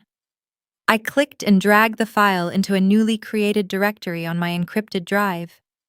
I typed the word "resolved" across the digital folder and hit enter. The pacing of my heartbeat slowed, settling into a calm, steady rhythm. The nightmare of the past week transitioned into administrative closure. There were no more puzzles to solve, no more ambushes to navigate, and no more smear campaigns to endure. The empirical truth had sanitized the situation. This was the exact reason I built my career in data privacy. I spent my formative years residing in a house where reality was constantly rewritten to suit my parents' preferences. If Julian failed a class, my mother blamed the teacher. If my father made a poor investment, he blamed the economy. They treated facts as mere suggestions, molding the truth to protect their fragile egos. But computer systems operate differently. A server does not care about your feelings. A firewall does not respond to a guilt trip. Code is binary, demanding proof and logic. I applied the laws of my profession to my toxic relatives, and the system worked flawlessly. My desk phone remained silent, but my personal mobile device vibrated against the polished wood surface. The caller identification displayed the name Richard White. He was calling exactly 10 minutes after the venue dispatched their legal emails. They must have sent the primary account holder a simultaneous notification detailing the 30-day ultimatum. The patriarch was out of options. The smoke and mirrors had evaporated, leaving him staring down the barrel of a state felony charge aimed directly at his favored son. I could have ignored the call. I possessed every legal right to send him straight to voicemail. But a critical part of establishing a permanent boundary is allowing the adversary to recognize the fortress walls. I pressed the green accept button and placed the phone on speaker. I did not offer a greeting. I just listened to the sound of his breathing. Scarlett Richard rasped. His voice sounded thin-aged and thoroughly defeated. The booming, authoritative baritone he utilized to command rooms and intimidate family members was entirely gone. He sounded like a man standing on the edge of a steep cliff, watching the ground crumble beneath his expensive leather shoes. "I am here," I replied evenly. "We just received a letter from the Savannah corporate attorneys." Richard continued, his words rushing together in a panicked blur. "They are threatening to call the police. They are giving us 30 days to produce $55,000, or they are going to issue a warrant for Julian." "I am aware of their timeline," I stated, keeping my eyes on the Atlanta skyline. "They sent me a courtesy copy confirming my name is cleared from the account." He swallowed hard. The sound amplified over the speakerphone. "Scarlett, we do not have the liquidity. The market took a downturn last quarter, and we already leveraged the house to pay for the rehearsal dinner and the floral deposits. Julian has nothing in his savings. If the venue presses charges, he will lose his corporate job. He will go to prison. His life will be ruined over one stupid, desperate mistake." "It was not a mistake, Richard. It was a calculated felony." "Please," he begged, discarding the last remnants of his pride. "I am asking you as a father. I am begging you. You have the capital. We just need a loan. Draft any contract you want. Charge us whatever interest rate you think is fair. Put a lien on our vehicles. We will sell the estate. We will downsize. We will do whatever it takes to pay you back. We just need you to wire the funds to the venue today so they drop the criminal investigation. Do not let your brother go to a penitentiary." I listened to his frantic bargaining. I analyzed his offer. He was finally willing to sign a legitimate contract. He was finally willing to offer tangible collateral. He was offering to sacrifice his own suburban kingdom to save the golden child from the consequences of his actions. A decade ago, I might have felt a twinge of pity. I might have considered drafting the loan just to earn a shred of his genuine approval, but approval purchased with extortion is worthless. Richard I began, my voice steady and cold. "I want you to close your eyes and picture the Savannah Heritage Estate." He fell silent, his ragged breathing echoing through the receiver. "Picture the crushed oyster shell driveway," I instructed. "Picture the white roses lining the registration table. Picture the heavy glass double doors leading into the reception hall. Picture me standing there holding my luggage after a 15-hour flight from Tokyo asking to come inside. Do you remember what you said to me while you guarded that door?" I heard a soft, choked sound emanate from his end of the line. The memory was closing its jaws around him. "You looked me in the eye," I reminded him, enunciating every syllable with crisp precision. "And you told me to leave. You told me that only family is allowed." I let the silence stretch for 5 long seconds. I let the weight of his own cruelty crush any remaining hope he harbored. "You made your definition of family perfectly clear on that gravel path," I concluded. "Therefore, this financial crisis is not my problem." I reached out and pressed the red button terminating the connection. The call ended with a sharp electronic click. I picked up my mobile device and navigated to the contacts menu. I selected Richard White. I tapped the icon to block the caller. I performed the identical action for Patricia White. Finally, I scrolled down to Julian and blocked his number as well. I restricted their access across all communication platforms, severing the digital tethers that bound me to their dysfunction. The legal and financial shield was now fully established, cementing my victory in impenetrable code. I set the phone down and returned to my keyboard, my mind clear and my spirit remarkably light. The crisis belonged to them now. The 30-day countdown was ticking, and the fallout was guaranteed to be spectacular. Julian was staring at a prison sentence, but before the police ever arrived, he had to face a much more immediate threat. Harper walked out of that dining room with her eyes wide open, and she was not the type of woman to remain tethered to a sinking ship. The 30-day countdown initiated by the Savannah Heritage Estate Legal Department ticked away with the precise, unyielding rhythm of a metronome. I did not need to monitor the situation directly. I had effectively severed all communication channels with my immediate relatives, turning my downtown Atlanta condo into an impenetrable fortress. However, Cousin Liam served as my designated perimeter alarm.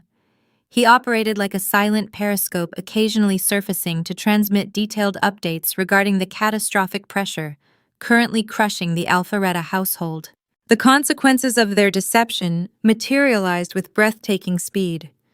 When you build an entire life upon a foundation of fabricated wealth and stolen credit, the inevitable collapse is swift and merciless. The first structural pillar to fall was the marriage itself. Harper was a woman who calculated her investments carefully, and she quickly realized Julian was a toxic asset. 3 weeks after the disastrous Sunday brunch, Liam sent me a brief, factual text message. Harper filed for an annulment. She hired a ruthless family law attorney operating out of Buckhead. In the state of Georgia, securing an annulment is notoriously difficult, but the law provides a clear exception for marriages predicated upon deliberate fraud. Julian had secured the luxury wedding venue using a stolen identity, a fact Harper could now prove using the public fallout of the brunch and the venue investigation. She argued that the entire foundation of their union was a financial lie. The judge agreed. The legal dissolution erased the marriage from existence, treating it as though the sacred vows never occurred. Harper walked away with her immaculate credit score intact and her pristine social image preserved as the deceived victim. Julian was left with nothing but his ruined reflection. The golden child who coasted through 28 years of life, believing his charm could neutralize any failure, finally collided with a concrete wall. He was forced to pack his belongings into cardboard boxes and vacate the upscale apartment he shared with his former bride. Liam reported that Julian moved back into our parents' suburban basement, a defeated hollow shell of the arrogant groom who stood at the Savannah reception desk with a stolen tax document. But the annulment was merely the opening act. The Savannah Heritage Estate still held a $55,000 deficit, and corporate hospitality conglomerates do not forgive 5-figure debts out of pity. As the 30-day deadline approached, the threat of local law enforcement dispatching detectives to arrest Julian loomed over the estate. To keep their favored son out of a state penitentiary, Richard and Patricia were forced to execute a frantic, humiliating financial liquidation. My father built his identity around the projection of financial superiority. He loved boasting about his diverse investment portfolios and his early retirement strategies during holiday dinners. Reality forced him to dismantle that very safety net. To generate the capital required by the venue, Richard and Patricia drained their primary retirement accounts. Withdrawing those funds decades ahead of schedule triggered severe penalties from the Internal Revenue Service, vaporizing a significant portion of their life savings in a matter of days. Even the retirement liquidation was not enough to cover the exorbitant cost of imported roses, premium catering, and the string quartet. Richard swallowed the last bitter remnants of his pride and walked into a local credit union. He sat across the desk from a loan officer and signed the paperwork for a second mortgage on the Alpharetta estate. He leveraged the roof over his head to pay for a party that ended in a courtroom. The irony was profound. The destruction extended far beyond their bank accounts. In the affluent northern suburbs, social currency is more valuable than cash. The local country club where my mother spent her Tuesday afternoons holding court among the neighborhood elites operates on a strict diet of whispered gossip. The story of the forged wedding contract leaked. It likely originated from Aunt Brenda or Uncle Thomas, who scrambled to distance themselves from the radioactive scandal to protect their own reputations. Patricia arrived at the club one afternoon expecting her usual warm reception. Instead, Liam informed me she found her regular tennis partners suddenly too busy to play. The dining room tables grew quiet when she walked past. The invitations to neighborhood charity galas and holiday cocktail hours stopped arriving in their mailbox. The community silently, uniformly excommunicated them. The aunts and uncles who had eagerly sent me hateful text messages deleted my number and pretended they never participated in the smear campaign. The family network fractured, leaving my parents isolated in their heavily mortgaged brick manor, accompanied only by their disgraced son. I observed these developments from the quiet sanctuary of my home office, sipping black tea and reviewing client data security reports. I did not actively orchestrate their ruin. I did not hire an attorney to sue them. I did not launch a retaliatory public relations campaign to destroy their standing in the community. I simply stepped to the side. For my entire adult life, my parents utilized me as a structural support column to absorb the weight of their dysfunction. Whenever Julian faltered, they expected me to provide the stability. Whenever they needed a scapegoat to deflect from their own parenting failures, I was the designated target. When Julian desired a wedding he could not afford, they attempted to use my pristine financial history as a meat shield to absorb the impact of his entitlement. By exposing the forgery and locking down the venue account, I removed the meat shield. I allowed the heavy, crushing weight of their own lies to follow the natural laws of gravity. They were crushed by the very trap they spent months building for me. The narrative poetry of the situation was undeniable. Richard and Patricia sacrificed their secure retirement, leveraged their home, and destroyed their social standing to fund a $55,000 celebration. The ultimate yield on that massive investment was zero. The celebration birthed no marriage, produced no lasting joy, and alienated their only successful child. They purchased their own isolation. Months began to blur into a comfortable, quiet routine. The changing seasons brought crisp autumn air to the city streets. I poured my energy into my career, untethered from the constant anxiety of anticipating the next family crisis. I assumed the Alpharetta household had learned the harsh lesson of their new reality. I believed the silence stretching between us was permanent. I underestimated the sheer tenacity of a narcissist grasping for a lifeline. When a toxic system collapses, the architects rarely accept defeat gracefully. They wait for the dust to settle, hoping the passage of time will dull the sharp edges of the betrayal. They search the ruins for any usable fragments to rebuild their control.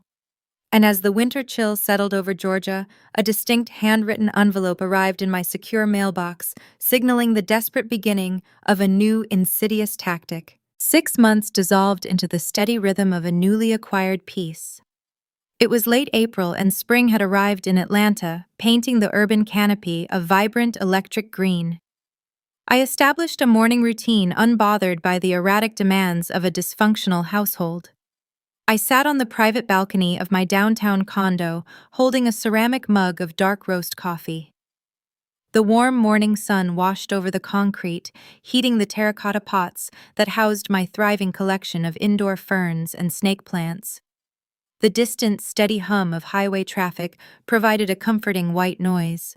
The environment was an impenetrable sanctuary. No uninvited guests walked through my door. No screaming matches echoed through the halls. I enjoyed the clean, predictable logic of my own existence. The air felt lighter, devoid of the suffocating pressure that defined my previous 3 decades. I retrieved the mail from the lobby bank the previous evening. Amid the glossy local magazines and standard utility invoices sat a thick, cream-colored envelope. The return address was blank. However, the slanted, looping cursive spelling out my name was unmistakable. The handwriting belonged to Patricia White. My mother possessed a distinct penmanship she cultivated during her years organizing country club charity galas. It was elegant, flowery, and entirely performative. For half a year, the Alpharetta estate remained quiet, licking its wounds behind a wall of second mortgages and social exile. I assumed the humiliation of the Sunday brunch severed our ties permanently. I miscalculated the sheer tenacity of a matriarch losing her grip. Now she was sending a probe across the demilitarized zone, testing the perimeter defenses of my boundary. I did not rip the envelope open with trembling fingers. I did not experience a sudden surge of panic. The physical manifestation of her outreach held no power over my central nervous system. I set my coffee mug on the small glass patio table. I picked up a silver letter opener and cleanly sliced the paper fold. I extracted 3 pages of heavy cardstock filled top to bottom with blue ink. The tone of her writing represented a radical departure from the weeping defensive woman who stood in that ruined dining room. Patricia adopted the persona of a broken reflective elder. She started by detailing the oppressive quiet of the suburban manor. She described how the spacious hallways felt hollow, how the grand mahogany dining table gathered dust, and how the silence surrounding them was unbearable. Then she deployed the guilt hook. She provided a grim update on the golden child. Julian occupied the finished basement. He rarely emerged during daylight hours. He lost his lucrative corporate position shortly after the annulment finalized, unable to maintain his professional output while navigating the crushing humiliation of his exposed fraud. Without Harper, without his elite status, and without a reliable stream of income, Julian descended into a deep depression. Richard, she claimed, spent his evenings drinking scotch in his home office, staring at the walls. The patriarch was burdened by the immense financial strain of their retirement liquidation and the looming monthly payments on their second mortgage. They were living as ghosts inside a heavily financed museum. They were prisoners of their own design, trapped with the consequences of a $55,000 lie. The final page contained the direct emotional appeal. She begged for a second chance. Patricia claimed they all learned a terrible lesson about priorities. She asked if we could meet for a quiet lunch, just the two of us, in a neutral location to begin the long process of healing. She wanted her daughter back. She needed the family to be whole again. She wrote about forgiveness and the unbreakable bonds of shared blood. She painted a picture of a reformed family unit, ready to welcome the prodigal daughter home with open arms. It was a masterful piece of emotional engineering, designed to bypass my logic and strike directly at the core of human longing for parental validation. I read the 3 pages twice. I sat back in my patio chair, feeling the Georgia breeze rustle the leaves of my ferns. I evaluated the text not as a grieving daughter, but as a data privacy consultant reviewing a sophisticated phishing attempt. In the world of psychological manipulation, hostile actors often return to a closed port using a new disguise. Practitioners call it hoovering, a desperate attempt to vacuum the escaped target back into the toxic ecosystem. Patricia did not miss my personality. She missed my function. The Alpharetta house was suffocating under the weight of a depressed son and a defeated patriarch. The matriarch required her designated fixer. She wanted the independent scapegoat to return, absorb the misery, and regulate the emotional temperature of the household. I was supposed to act as the shock absorber for their pain. I scrutinized the exact phrasing of her written apology. Not once did she use the words forgery or identity theft. She referred to the Savannah incident as a tragic misunderstanding and a momentary lapse in judgment. She carefully bypassed the fact that her husband physically blocked a venue door to protect a felony. She ignored the reality that they unleashed a targeted smear campaign against my reputation. Patricia was not genuinely remorseful for committing a severe crime against her own flesh and blood. She was merely sorry the crime failed. She regretted the loss of her country club status and the destruction of her retirement fund. Her remorse was entirely self-serving. A younger version of myself might have drafted a scorching reply. I might have listed their crimes, demanded genuine accountability, and mailed the pages back to their doorstep via certified mail. I might have called her phone just to reject her offer out loud. But engaging with a manipulator provides them with the exact currency they crave: attention. A response tells them the door is unlocked. It proves they can still provoke an emotional reaction. I aligned the 3 pages. I folded them perfectly in half. I carried the letter inside, walking away from the sunlit balcony and into my home office. I opened the bottom drawer of my desk, an archival space reserved for closed accounts and dead files. I dropped the envelope into the dark corner. I pushed the drawer shut. The metallic click of the latch echoed with finality. I chose unyielding silence. By withholding a reply, I stripped Patricia of her final illusion of control. I denied her the closure she demanded. True healing does not require reconciliation with the source of the infection. It requires permanent, unwavering distance. The void left by their absence created a vast empty space in my daily bandwidth. Without the constant drain of managing their manufactured crises, my professional output accelerated at an unprecedented rate. I turned my attention back to my workstation, preparing for another day of securing corporate networks. Just seconds after I closed that desk drawer, my secure work phone illuminated. My chief executive officer was requesting an immediate digital conference. I adjusted my blazer, cleared my throat, and clicked the join button. The news waiting on the other side of that connection would alter the trajectory of my entire life. I clicked the digital join button on my monitor. My screen populated with the live video feed of Marcus Sterling. Marcus served as the chief executive officer of our technology firm. He sat in his top-floor executive suite, his expression unreadable. I adjusted my posture, preparing my mind for an emergency briefing regarding a critical client data breach. I opened a blank digital notepad, ready to document the crisis. Instead of launching into a risk assessment, Marcus offered a warm, genuine smile. He began to recount my performance metrics for the previous 3 quarters. He highlighted the pristine accuracy of my recent international audits. He noted the distinctive shift in my professional output over the past 6 months. Marcus observed that my focus had sharpened into something extraordinary.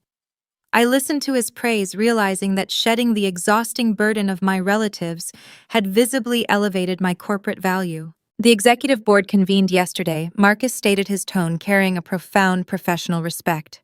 We voted uniformly to restructure the department hierarchy.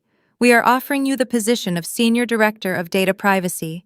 The new role encompasses total global oversight of our security infrastructure. I processed the magnitude of the title upgrade. Then Marcus outlined the corresponding compensation package. He detailed the revised base salary, the comprehensive stock options, and the guaranteed quarterly performance bonuses. My analytical brain calculated the digits. The total annual increase was substantial. The financial leap eclipsed the $55,000 my relatives attempted to extort from me. I was poised to earn their fabricated, fraudulent wedding budget in a matter of months, utilizing honest labor and earned expertise. I accepted the promotion without a trace of hesitation. The subsequent months defined the architecture of my silent rebuild. I transitioned into my senior executive role seamlessly. Without the constant draining obligation to manage the manufactured crises of the Alpharetta household, my stamina felt limitless. I possessed a surplus of energy, and I chose to invest that bandwidth into cultivating a healthy environment. I launched a formal mentorship program within my division specifically designed to guide younger women navigating the notoriously demanding tech sector. I recruited a brilliant junior analyst named Maya. When Maya hesitated to negotiate her starting compensation, I sat in her office and taught her how to leverage her unique coding certifications to demand a higher market rate. I taught her how to advocate for her own worth. Guiding Maya and the other junior analysts helped me redefine the concept of lineage. I was actively constructing a chosen family. This network relied upon mutual respect, shared competence, and genuine support. It stood in stark contrast to the toxic conditional bloodline I left behind in the suburbs. I surrounded myself with individuals who celebrated my victories instead of plotting to siphon my resources. My days were filled with complex problem-solving, collaborative success, and an overwhelming sense of safety. The hyper-vigilant posture I maintained for 3 decades slowly dissolved. To commemorate my corporate promotion and celebrate the 1-year anniversary of my independence, I invited Evelyn to dinner. I secured a reservation at an exclusive high-end steakhouse located deep in the heart of the Buckhead district. I arrived early, taking a seat in a plush leather booth near the floor-to-ceiling windows. The atmosphere was refined and inviting, illuminated by the soft, warm glow of tiered crystal chandeliers. The ambient noise consisted of sophisticated conversations and the gentle clinking of fine silverware. Evelyn arrived looking sharp in a tailored navy suit. We ordered prime cuts of dry aged beef, roasted seasonal vegetables, and a rare bottle of imported red wine. The waiter poured the dark ruby liquid into our crystal glasses. I raised my glass across the pristine white tablecloth. I am offering a toast to the most brilliant senior paralegal in Georgia. I announced, my voice carrying a light, joyful resonance I had not accessed since childhood. You told me to walk into that Sunday brunch and hand them the shovels. You provided the legal blueprint that saved my financial future. Thank you. Evelyn smiled, tapping her glass against mine with a crisp chime. You executed the strategy flawlessly, Scarlett, she replied, taking a slow sip of her wine. But looking at you tonight, the victory is far more apparent. You look entirely different. The defensive armor is gone. You stopped bracing for an invisible impact. Her observation was incredibly accurate. The cold, impenetrable stoicism I utilized to survive my parents had softened into genuine, hard-earned contentment. I realized a profound truth while sitting in that elegant restaurant. True success does not involve seeking revenge. It does not require proving toxic people wrong or forcing them to acknowledge their crimes. Ultimate victory is achieved by building an independent reality where their opinions, their actions, and their desperate handwritten letters hold zero jurisdiction over your daily peace. My mother could write 100 letters. My father could stare at his empty bank accounts forever. Julian could spend the rest of his life mourning his annulment. None of their misery could cross the threshold of my existence. We finished our exquisite meal, paid the bill, and parted ways under the vibrant city lights. I returned to my condo feeling lighter than air, secure in the fortress I constructed. But the universe possesses a peculiar method of testing your peace just when you assume the narrative is permanently closed. The following morning, I unlocked my workstation and found an urgent communication routed directly to my private inbox by our corporate public relations department. A prominent national business publication had selected me for their annual feature highlighting top female executives in the cybersecurity sector. The editorial profile required a mandatory professional photo shoot and a comprehensive published interview detailing my path to success. Accepting the prestigious nomination meant my face, my new corporate title, and my elevated financial status would be plastered across newsstands nationwide. It would be printed on glossy magazine pages and delivered straight into the grocery store checkout aisles of the affluent northern suburbs. The quiet private rebuild was about to become a highly public spectacle, threatening to broadcast my triumph directly into the ruins of their shattered kingdom. The national business publication finalized their prestigious editorial feature during the crisp weeks of late October. I authorized the release of my professional portfolio, granting the investigative journalists full access to document my specific trajectory within the rigorous cybersecurity sector. When the November issue hit newsstands across the country, my portrait graced the glossy front cover. The striking headline read, "Securing the Future," highlighting my recent promotion to senior director and detailing the multi-million-dollar global infrastructure I currently commanded. I did not purchase an advertisement to boast. I did not hire a public relations firm to flaunt my new wealth.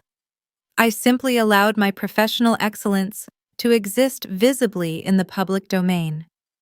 The magazine distribution network operated with brutal efficiency, ensuring copies arrived at every upscale supermarket, pharmacy, and boutique bookstore in the affluent northern suburbs of Georgia. Cousin Liam sent me a final fitting update regarding that specific magazine distribution. He witnessed the exact moment the fallout materialized firsthand. Patricia walked into her preferred high-end grocery store in Alpharetta, attempting to purchase premium ingredients for a solitary weekday dinner. She approached the checkout lane, keeping her head held low to avoid the lingering, judgmental stares of her former country club peers. As she reached into her designer purse for her wallet, her eyes caught the prominent magazine rack.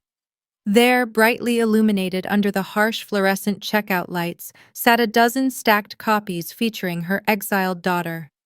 She froze, staring at the bold print detailing my corporate triumph. Julian, waiting near the automatic sliding doors, glanced over and noticed the financial metrics associated with my new executive tier. The exact $55,000 amount he tried to steal was listed as a mere fraction of my quarterly departmental budget.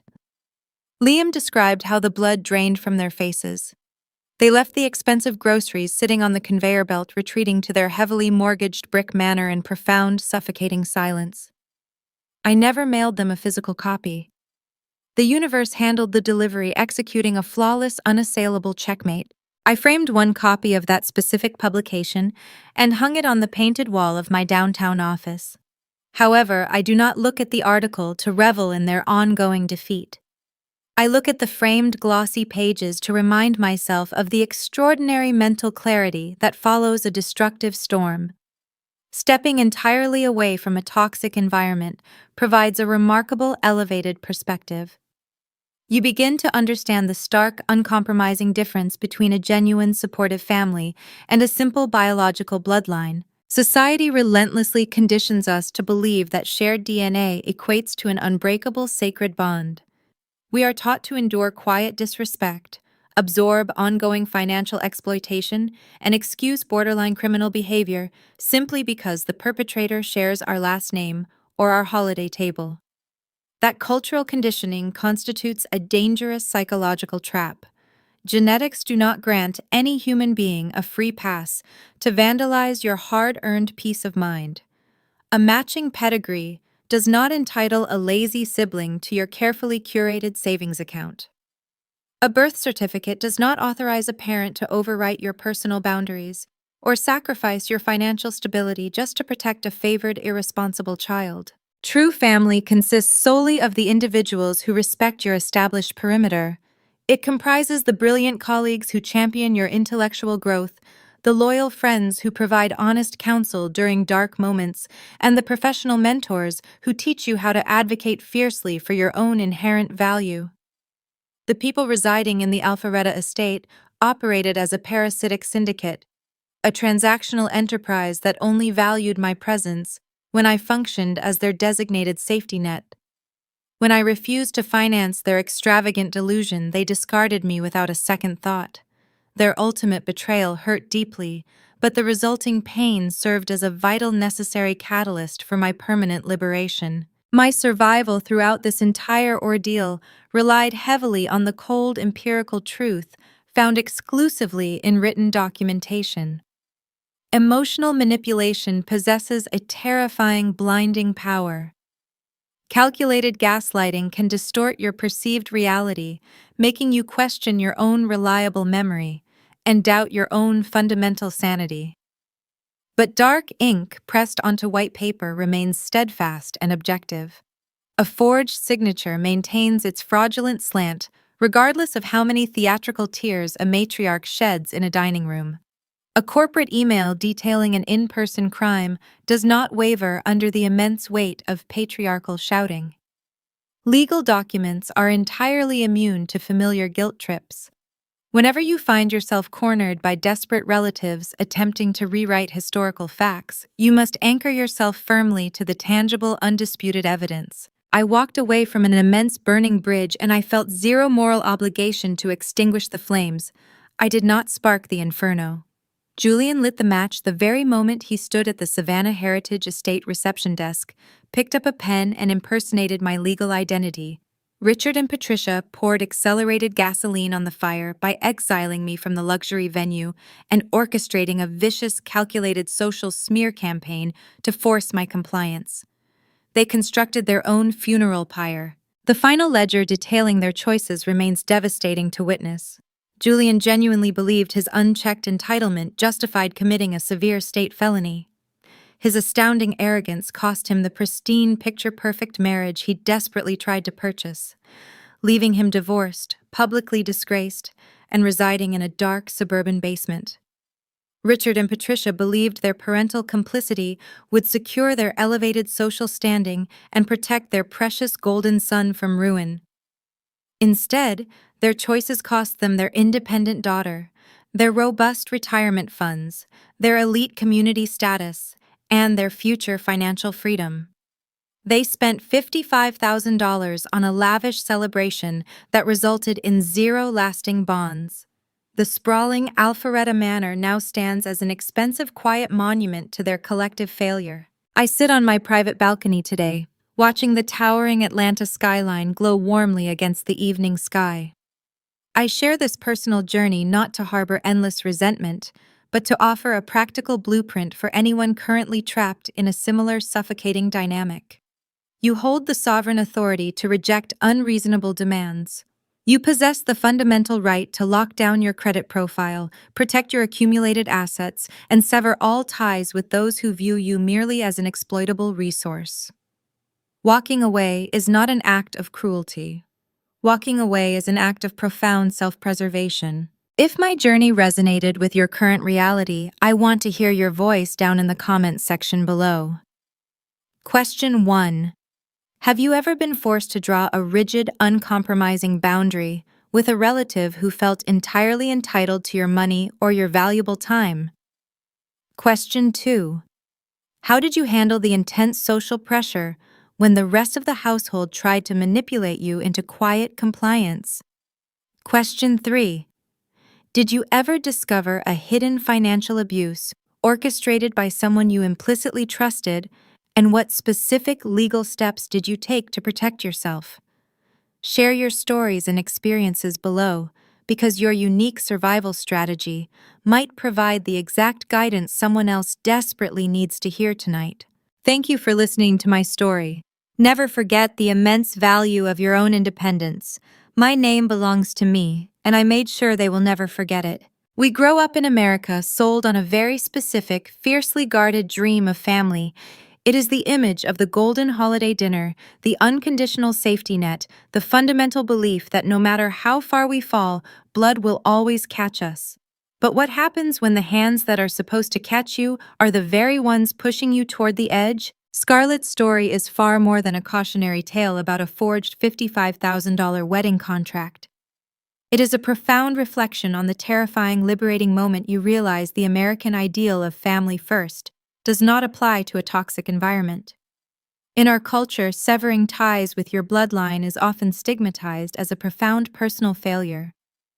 We are heavily conditioned to forgive, to turn the other cheek, to show up to the Sunday brunches, and to swallow our truth just to maintain a fragile suburban illusion. We are taught that loyalty is an infinite resource, one that must be freely given to our relatives, regardless of how they treat us. But Scarlett's journey dismantled that myth. She taught us that the heaviest, most suffocating chains we wear are often forged from familial expectations. Her parents and her brother weaponized the very concept of kinship, operating under the arrogant assumption that she would endure financial ruin and public humiliation simply because they shared a last name. They expected her to be the designated shock absorber for their entitlement, a silent sponsor for a lifestyle they could not afford. Instead, Scarlett showed us the raw, unvarnished power of the silent walkaway. She did not scream. She did not orchestrate a petty emotional revenge. She simply let the empirical truth, the undeniable ink on a contract, the digital timestamps, the unshakable reality of the law, do all the talking. She removed herself as their shield and allowed gravity to take its natural course. And then she rebuilt her life in the quiet, peaceful space they left behind. That is the ultimate lesson: you are never obligated to be the collateral damage in someone else's desperate performative tragedy. Your peace, your identity, and your name belong entirely to you. If Scarlett's journey struck a chord with you, or if you have ever had to build a fortress to protect your own peace from the people who were supposed to be your sanctuary, we invite you to become part of our community. Please follow the channel Eldenly Stories. We share these raw, honest narratives because you are not alone in navigating the complex, sometimes painful realities of family dynamics. Think about the bridges in your own life. We spend so much of our energy watering dead roots, hoping a barren branch will suddenly bloom into the family tree we always believed we deserved. But perhaps true resilience is not measured by how much weight you can carry for people who would not lift a single finger for you. It might just be the quiet courage it takes to look at a locked door and realize you never actually needed the key. As you sit in the quiet of your own space today, You might find yourself reflecting on the invisible contracts you have authorized in your own life, the silent emotional agreements to shrink your boundaries just to keep the peace at a crowded table.